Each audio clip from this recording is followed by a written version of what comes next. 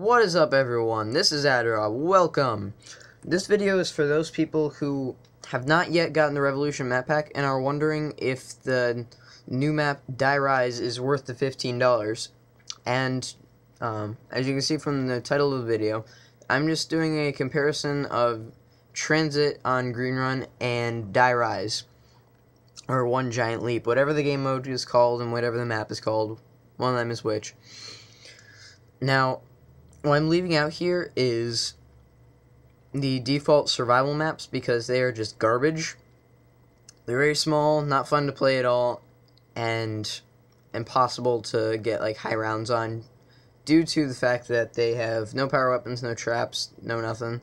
I mean, the most you could do is pack punch a ray gun in town and run them through the lava a lot as a trap, but really they're pretty much useless. As I am also leaving out the turned game mode from the Revolution map pack, as I don't find it fun at all. I only know one person that enjoys it at all. You know who you are. But mostly it's just not that fun. And zombies are overpowered. It's not that fun to just pick up and play as you would think it would be.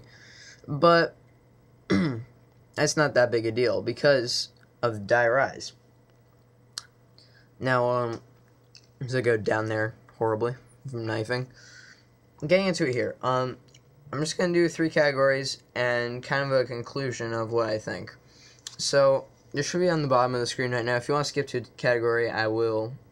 You will see where to click on the bottom there. And it's kind of a weird system, but it works. So, the first category here is the weapons. Now, in Die Rise, on the wall you have the PDW, which is really good point hoarding weapon, has a huge mag, and is great for those early rounds, and when you pack punch it, it's still decent. It's not great, but it's decent. You have the AN-94, which is absolutely overpowered. It's really, really devastating, and pack punch, it just gets even better.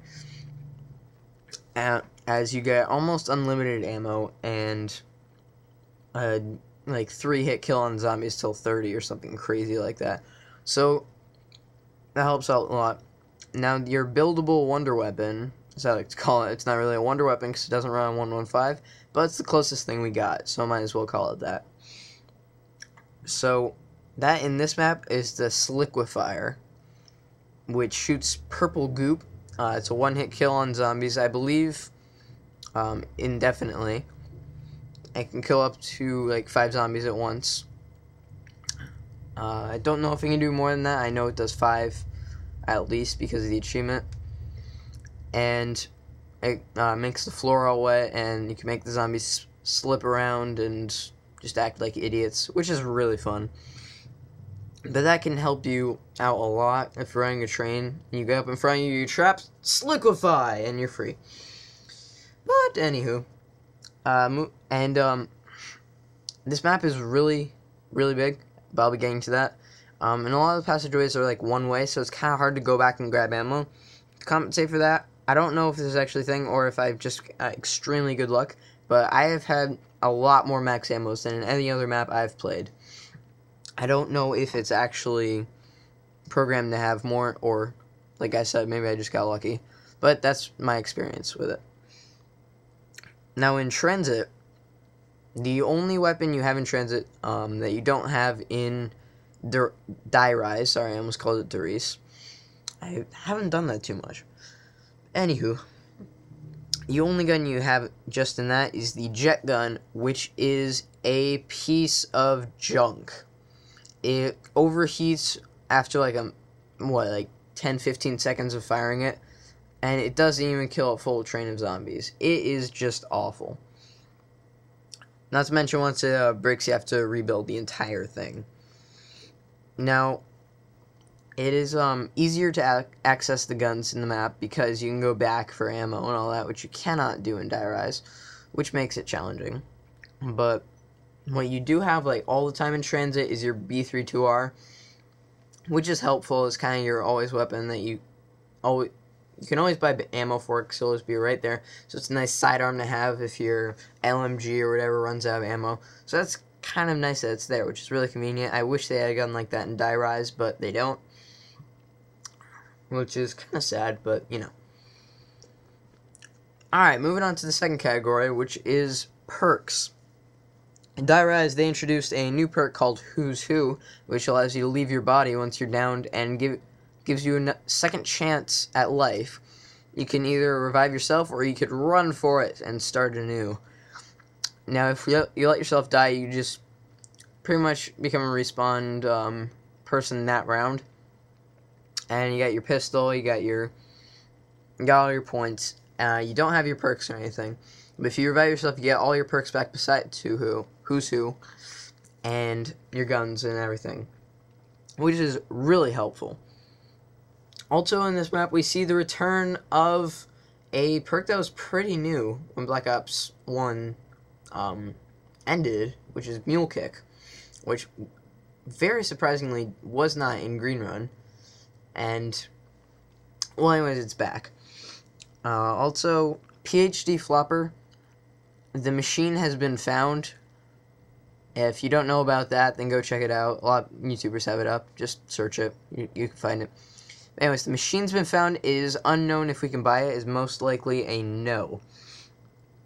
Now, in Transit, the only perk you have that isn't in Die Rise is Tombstone, which is really pointless compared to Who's Who, which is like pretty much Tombstone and Quick Revive solo version combined, which is really helpful. So that kind of makes Tombstone obsolete. Move on to the final category, the sizes of the maps. Now, Transit is technically bigger, but it has all those air quote out of bounds locations with the mists and the denizens, and you just don't want to be there. So I'm gonna go ahead and say Die Rise is the bigger map, because there is huge 2 skyscrapers, like the upper floors of 2 skyscrapers, and there's no out of bounds, there's no lava, there's no denizens, there's no mist, which is refreshing and beautiful. And the map also looks great. It's colorful. It's the best looking map since Shangri-La. It's not dark and depressing like Transit is. Well, I shouldn't say that. It's dark and depressing when it needs to be. It's kind of like you start at the top where it's all nice and sunny and happy, and as you work your way down into the giant, abandoned, destroyed skyscraper, whatever you want to call it, it gets a little bit darker and a little bit more creepy until you're in this room that I'm sure you've seen. It was in the official trailer. It was broken down by about every YouTuber on the internet, and it's this like MC Escher type room, and it's just creepy. It has this, gives you the chills. Like right here, you can see this is kind of in the middle area where there's still some sunlight, but you're still descending into more darkness. But the way Treyarch made it just works so well, like visually. It looks just as it should, kind of cheerful in the sunlight, dark and depressing in the shadows of the destroyed rubble. The rubble that's been destroyed, yeah. But it just works so well. It's unbelievable. So, all in all, I'd say I personally like Die Rise much more. It's more fun to play than all those survival maps combined. And Transit was okay, but Die Rise is just that. I think it's what we've all been looking for since Black Ops 2 is released, and they've been saying we're going to have this massive map. This is kind of like what we all thought in the beginning. This is what it's always should have been, pretty much. But, all biases aside, Die Rise is harder to start off just because it's so many doors, and the perks you don't get till later on, unless you turn the power on first, which that's for another time.